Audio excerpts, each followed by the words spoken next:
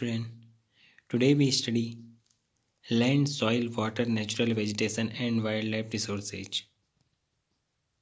आज हम ज्योग्राफी का जो दूसरा चैप्टर है land, soil, water, natural vegetation and wild life resources के बारे में पढ़ेंगे। जैसा कि लैंड का जो मतलब होता है भूमि, जिस पर हम निवास करते हैं, खेती बाड़ी करते हैं और बहुत सारी एक्टिविटीज़ करते हैं, लैंड कहलाता है। सॉइल मृदा या मिट्टी, जिस पर हम अपनी फसलें उगाते हैं, साग सब्जियां उगाते हैं, फ्लावर्स को उगाते हैं और भी बहुत सारा काम करते हैं।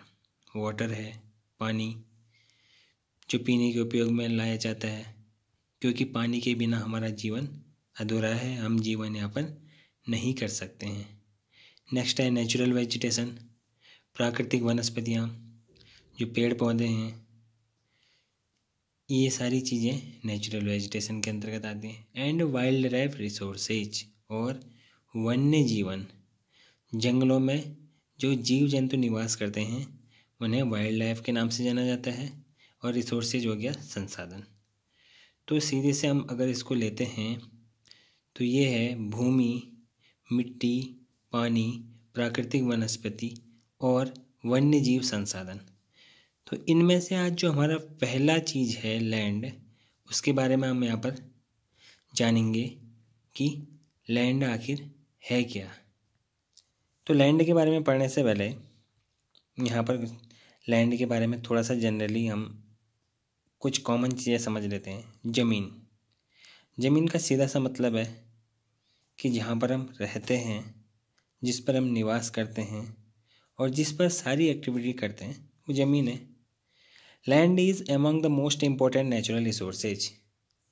ज़मीन जितने भी नेचुरल रिसोर्सेज हैं, प्राकृतिक संसाधन हैं, उन सब में बहुत ही ज़्यादा महत्वपूर्ण संसाधन कहा जाता है।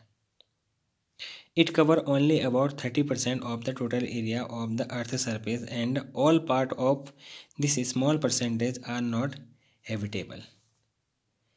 अगर पृथ्वी के कुल भूपृष्ठ की बात करें तो उसका 30% भाग ही भूमि है, क्योंकि 70% अर्थ में पानी है, जो विभिन्न रूपों में, महासागर के रूप में है, सागरों के रूप में है, लेक्स के रूप में है।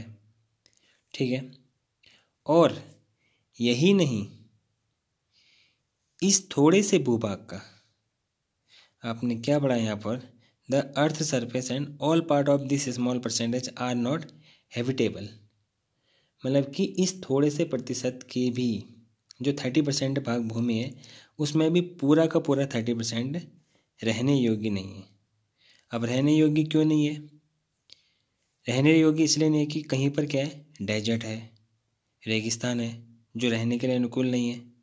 कहीं पर बड़े बड़े माउंटेन्स हैं और कहीं पर बर्फ़ की पहाड़ियाँ हैं। ठीक है ना। पूरी दुनिया का ओनली 30% भाग ही ज़मीन है और 70% भाग पानी से घिरा हुआ है। इसको हम एक फिगर की सहायता से समझने की कोशिश करेंगे। सपोज ये हमारी एक अर्थ है और इस अर्थ में, इसको हमने क्या माना, अर्थ। ओके। इस अर्थ का ओनली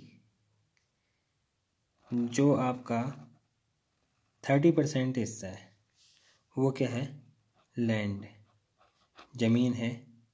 और बाकी ये कितना परसेंट हिस्सा है, 30%। और बाकी जो 70% हिस्सा है वह किससे ढका हुआ है, वाटर, पानी से ढका हुआ है, जिसमें महासागर हैं, सागर हैं, लेक्स हैं या और भी सारी चीज़ें, वाटर बॉडीज हैं। ये पूरा पानी से घिरा हुआ है। ठीक है। हमारी पृथ्वी में हमें जो ज़मीन है वो ओनली 30% है, और इस 30% का भी बहुत ही कम हिस्सा रहने के लिए या विभिन्न प्रकार की गतिविधियां, जो एक्टिविटी हम करते हैं, वो करने के लिए उपयोग में लाया जाता है। पूरा का पूरा 30% हम अपने उपयोग में नहीं लाते हैं। ये पूरा का पूरा 30% हमारे रहने योग्य नहीं है। ठीक है, अब इस 30% को ले लेते हैं एक दूसरे फिगर में।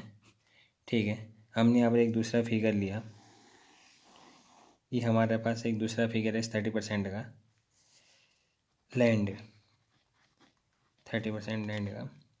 इस 30% लैंड में कुछ हिस्सा हमारा ग्लेशियर है। ठीक है, कुछ हिस्सा आपका डेजर्ट का है,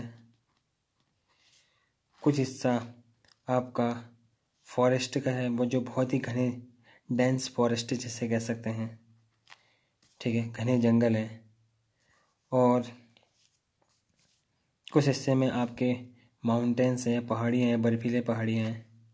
ओके, तो इसका भी कम से कम इतना ही जो एरिया है वो हमारे रहने के लिए उपयोग में लाया जाता है। ठीक है, जिसमें हम विभिन्न प्रकार की एक्टिविटी करते हैं। ओके, समझ में आ गया होगा। The uneven distribution of population in different parts of the world is mainly due to the varied characteristic of land and climate. Uneven distribution, जो असमान वितरण है। ठीक है, अब पृथ्वी में भी जो हमने रहने योग्य बताई थी ज़मीन, उसमें भी अनइवन डिस्ट्रीब्यूशन है। कहीं पर बहुत अधिक संख्या में लोग निवास करते हैं तो कहीं पर बहुत कम संख्या में लोग रहते हैं। अब उसका कारण, और कहीं पर ना के बराबर लोग रहते हैं। उसका कारण क्या है? ये अनइवन डिस्ट्रीब्यूशन ऑफ पॉपुलेशन, जो डिफरेंट पार्ट है दुनिया के अलग अलग हिस्सों में जो आपका असमान रूप से लोग रहते हैं, वह मुख्यतः किस पर निर्भर करता है? वहाँ की टोपोग्राफी पर, कि ज़मीन की सतह का आकार किस प्रकार का है, उबड़ खाबड़ है, मैदान है, या रहने योग्य नहीं है। ये टोपोग्राफी के कही जाती है कि मतलब ज़मीन का की सतह कैसी है, रहने योग्य है कि नहीं है। स्टीप स्लोप्स, कहीं पर ढलान है, कहीं पर माउंटेन्स हैं, पहाड़ियाँ हैं। ठीक है ना, तो कहीं पर आपका क्या है कि वाटर बॉडीज़ हैं, पानी है, पर्वतों की तीव्र ढाल है। ठीक है, कहीं पर दलदली एरिया है, कहीं पर डेजर्ट है, और कहीं पर घने जंगल हैं। ठीक है, तो इस कारण से क्या है कि लोग इन स्थानों पर, लोगों का जो रहने का जो आवास है वो अनइवन है। लोग क्या है कि बहुत कम कहीं पर लोग निवास करते हैं और कहीं पर बहुत ज़्यादा लोग निवास करते हैं।